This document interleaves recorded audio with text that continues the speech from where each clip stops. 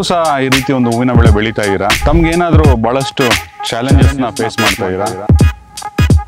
ಹೂವಿನ ಬೆಳೆಯಲ್ಲಿ ರೋಗಗಳು ಹೆಚ್ಚಿಗೆ ಬರ್ತಾ ಇದೆಯಾ? ನಿಮ್ಮ ಮಣ್ಣು ಫಲವತ್ತತೆ ಇಲ್ವಾ? ನಾಟಿ ಮಾಡಿದ ಒಂದು 25 ದಿವಸಕ್ಕೆ ಬಂದೆ ಸರ್. ಸುಮಾರು ಬಂದು ನೋಡಿದಾಗ ಸ್ವಲ್ಪ ಲೈಟಿಂಗ್ಸ್ ಎಲ್ಲ ತೆಗ್ದಿಲ್ಲ, ಹಂಗೆ ಇತ್ತು, ಲೈಟಿಂಗ್ಸ್ ಎಲ್ಲ ಇತ್ತು. ಮತ್ತೆ ಬಂದು ತೋಟ ನೋಡಿದಾಗ pH ಲೆವೆಲ್ ಚೆಕ್ ಮಾಡಿದಾಗ 3.5 ಸರ್.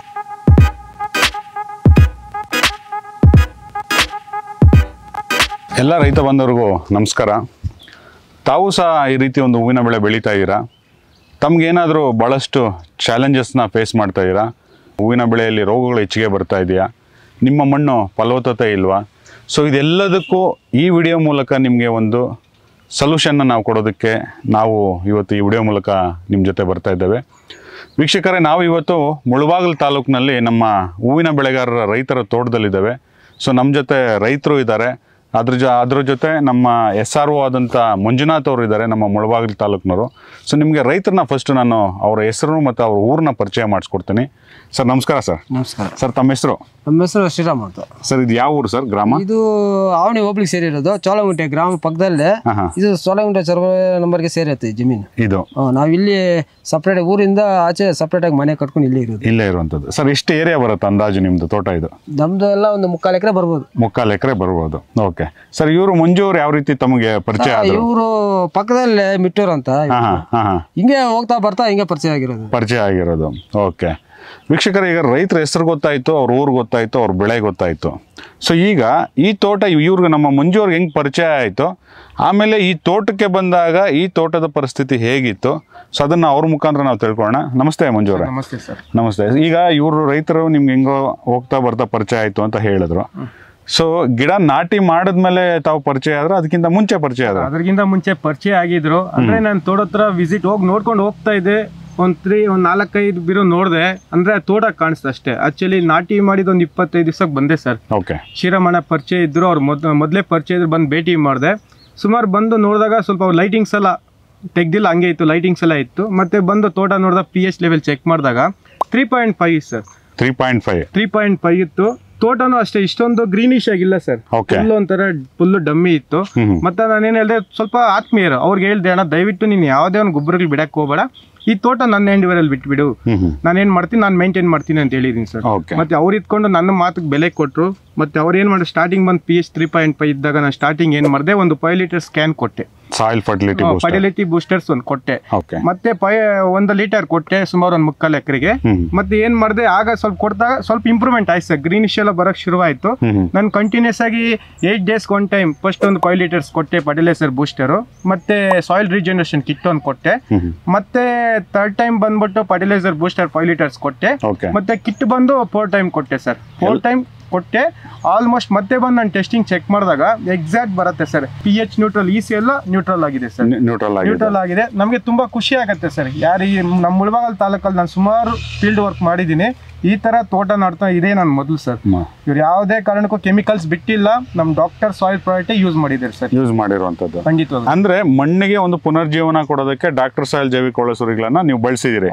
ಮಣ್ಣೆಲ್ಲ ಯಾವ ರೀತಿ ಎಲ್ಲ ಲೂಸ್ ಆಗಿರುವಂತದ್ದು, ಎರೆಹುಳ ಬಂದಿರುವಂತದ್ದು, ಅದನ್ನೆಲ್ಲ ಅಬ್ಸರ್ವ್ ಮಾಡಿದೀರಾ? ನಾನ್ ಚೆಕ್ ಮಾಡಿದ್ದೀನಿ, ಮಳೆ ಬಂದಾಗ ನೀರು ಇದ್ರಲ್ಲಿ ಬಂದ್ಬಿಡ್ತು, ಎರೆಹುಳುಗಳು ಬೇಜಾನಿತ್ತು, ಕೊಚ್ಕೊಂಡ್ ಬಂದ್ಬಿಡ್ತು ನೀರಲ್ಲಿ ಎರೆಹುಳುಗಳು. ಇದು ಕಾಲುವೆಗಳು ಎತ್ತಿವೆ ನಾವು, ಇದ್ರಲ್ಲೇ ನೀರ್ ನಿಂತ್ಕೊಂಡ್ಬಿಡ್ತದೆ ಅಂತ. ಅವಾಗೆಲ್ಲ ಲೂಸ್ ಆಗಿತ್ತಲ್ಲ ಮಣ್ಣು, ಕೊಯ್ಕೊಂಡ್ಬಂತು ನೀರು, ಅವಾಗೆಲ್ಲ ಎರೆಹುಳು ಬೇಜಾನ್ ಬಂತು. ಹೌದು ವೀಕ್ಷಕರೇ, ನೋಡಿ ಇಷ್ಟೇ. ಯಾಕೆಂತಂದ್ರೆ ಮೊದಲು ಈ ತೋಟಕ್ಕೆ ಬಂದು pH ನ ಚೆಕ್ ಮಾಡಿದಾಗ ಅಸಿಡಿಕ್ ಇತ್ತು, ಅಂದರೆ 3.5 ಇದ್ದಾಗ ಅಸಿಡಿಕ್ ಇರ್ತದೆ. ಸೊ ಯಾವಾಗ ಅಸಿಡಿಕ್ ಇರ್ತದೋ ನಾವಿಲ್ಲಿ ಏನೇ ಪೋಷಕಾಂಶಗಳನ್ನು ಕೊಟ್ಟರು ಗಿಡ ತಗೊಳ್ಳುವಂಥ ಒಂದು ಕಂಡೀಷನಲ್ಲಿ ಇರೋದಿಲ್ಲ ಅಲ್ವಾ? ಸೊ ಅದೇ ರೀತಿ ಮಂಜು ಅವ್ರು ಏನು ಮಾಡಿದ್ರು, ಈ ತೋಟಕ್ಕೆ ಡಾಕ್ಟರ್ ಸಾಯಿಲ್ ಜೈವಿಕ ಒಳಸುರಿಗಳನ್ನು ಕೊಟ್ಟು ಮಣ್ಣಿಗೆ ಪುನರ್ಜೀವನವನ್ನು ಕೊಟ್ಟು, ಅಂದರೆ ಸಾಯಿಲ್ನ ಫರ್ಟಿಲಿಟಿಯನ್ನು ಮಾಡಿ, ಸೊ ಭೂಮಿಯಲ್ಲಿ ಎರೆಹುಳುಗಳ ಅಭಿವೃದ್ಧಿಯನ್ನು ಮಾಡಿ, ಮಣ್ಣನ್ನು ಮೃದುವಾಗಿ ಮಾಡಿ, ಸೊ ಬೆಳೆನ ಉತ್ಕೃಷ್ಟವಾಗಿ ಬರೋದಕ್ಕೇನೋ ಇವರು ಸಹಾಯ ಮಾಡಿದ್ರು. ಇದ್ರ ಜೊತೆಗೆ ರೈತರು ಹೇಳಿದ್ರು, ತಾವು ಕೇಳಿದ್ರಿ, ಎರೆಹುಳುಗಳು ಮಳೆ ಬಿದ್ದಾಗ ನೀರಿನಲ್ಲಿ ಕೊಚ್ಕೊಂಡು ಆಚೆ ಬಂದು ಸರ್, ಅಷ್ಟು ಎರೆಹುಳುಗಳು ನಮ್ಮ ತೋಟದಲ್ಲಿದೆ ಅಂತಲೂ ಹೇಳಿದ್ರು. ಬಹುಶಃ ನಾವೆಲ್ಲರೂ ಅರ್ಥ ಮಾಡ್ಕೊಬೇಕಾಗ್ತದೆ, ರೈತನ ಬೆನ್ನೆಲುಬು ನಮ್ಮ ಎರೆಹುಳ ಅಲ್ವಾ? ರೈತನ ಮಿತ್ರ ಎರೆಹುಳ. ಸೊ ಎರೆಹುಳ ಒಂದು ನಮ್ಮ ಭೂಮಿಯಲ್ಲಿ ಇತ್ತು ಅಂತಂದರೆ ಅಲ್ಲಿ ಯಾವುದೇ ರೀತಿಯ ಒಂದು ನ್ಯೂಟ್ರಿಯೆಂಟ್ಸ್ ಡಿಫಿಷಿಯನ್ಸಿ ಆಗೋದಿಲ್ಲ. ಸೊ ಈ ಒಂದು ಎರೆಹುಳನ ಅಥವಾ ಮಣ್ಣನ್ನು ನೀವು ಮೃದು ಮಾಡ್ಕೊಬೇಕು, ಮಣ್ಣನ್ನು ಫಲವತ್ತತೆ ಮಾಡ್ಕೊಬೇಕು ಅಂತಂದರೆ 100% ಅದಕ್ಕೆ ಡಾಕ್ಟರ್ ಸಾಯಿಲ್ ಜೈವಿಕ ಒಳಸುರಿಗಳನ್ನು ತಾವು ಬಳಸಿದ್ರೆ ಭಾಳಷ್ಟು ಅನುಕೂಲ ಆಗುತ್ತೆ. ಸೊ ಇದ್ರ ಜೊತೆಗೆ ಮಣ್ಣನ್ನೇನೋ ಇಷ್ಟೆಲ್ಲ ಪರಿವರ್ತನೆ ಮಾಡಿಕೊಂಡ್ರು, ಬೆಳೆ ಯಾವ ರೀತಿ ಬಂತು ಅಂತ ನಾವು ರೈತರನ್ನ ಕೇಳೋಣ. ಸರ್, ಈಗ ಮಣ್ಣೆಲ್ಲ ಅಷ್ಟೆಲ್ಲ ಬದಲಾವಣೆ ಆಯಿತು, ಇವರೇನೋ ಬಂದರು pH-ನ ರೆಡಿ ಮಾಡಿಕೊಟ್ರು, ಮಣ್ಣು ಮೃದು ಆಯಿತು, ಎರೆಹುಳುಗಳು ನಿಮಗೆ ಕಾಣಿಸ್ತು, ಬೆಳೆ ಹೆಂಗೆ ನಿಮಗೆಲ್ಲ ಬದಲಾವಣೆ ಕಾಣಿಸ್ತು ಸರ್ ನಿಮಗೆ? ಬೆಳೆ ಅಂದರೆ ಚೆನ್ನಾಗಿ ಬಂತು, ಇಳುವರಿ ಚೆನ್ನಾಗಿ ಬಂತು, ಲಾಕಗಳು ಸೂಪರಾಗಿ ಬಂತು. ಆ ಗೊಬ್ಬರ ಬಿಟ್ಟ ಮೇಲೆ ಒಳಗಿಂದ ಬಂತು, ಏನೋ ಲಾಕ್ ಹೊಡ್ಕೊಂಡು ಚೆನ್ನಾಗಿ ಬಂತು. ಓಕೆ, ಇಷ್ಟು ಮಾತ್ರ ಆಗತ್ತೆ ಅಂತ ನಾನು ಕನ್ಸಲ್ಲೂ ಕಂಡಿಲ್ಲ. Very good. ಆಮೇಲೆ ಕ್ವಾಲಿಟಿ ಹೆಂಗ್ ಬರ್ತದೆ ಸರ್? ಕ್ವಾಲಿಟಿ ಮಾತ್ರ ನಂಬರ್ 1. ಬೇರೆ ಇವಾಗ ಟೆಸ್ಟಿಂಗ್ ಮಾಡಿದ್ರೆ ಇದು ಸ್ವಲ್ಪ ಹಾರ್ಡ್ ಇದೆ, ಸ್ವಲ್ಪ ಹೌದು ಹಾರ್ಡ್ ಇದೆ. ಬೇರೆ ಹೂವು ಅಂದ್ರೆ ಸ್ವಲ್ಪ ಮೆದು ಎಲ್ಲ ರೆಕ್ಕೆಗಳೆಲ್ಲ ಉದುರೋಗುತ್ತೆ. ಯಾಕಂದ್ರೆ ಕಟ್ ಮಾಡ್ಬೇಕಾದ್ರೆ ಸೌಂಡ್ ಬರ್ತದೆ, ಕಟ್ ಅಂತ ಅಲ್ವಾ? ಬಹಳಷ್ಟು ಏನಾಗ್ತದೆ, ಈ ಕಾಂಡ ಮೃದು ಇರ್ತದೆ, ಕಟ್ ಮಾಡಕ್ ಆಗಲ್ಲ ಸರಿಯಾಗಿ. ಇದಾದ್ರೆ ಟಕ್ ಅಂತ ಸೌಂಡ್ ಬರ್ತದೆ ಅಲ್ವಾ? ಸೊ ಆಮೇಲೆ ಈಗ ನೀವು ಹೇಳ್ತಾ ಇದ್ರಿ ಆಗ್ಲೇ, ಮಾರ್ಕೆಟ್ಗೆ ಎತ್ಕೊಂಡು ಹೋದ್ರೆ ನಿಮ್ದು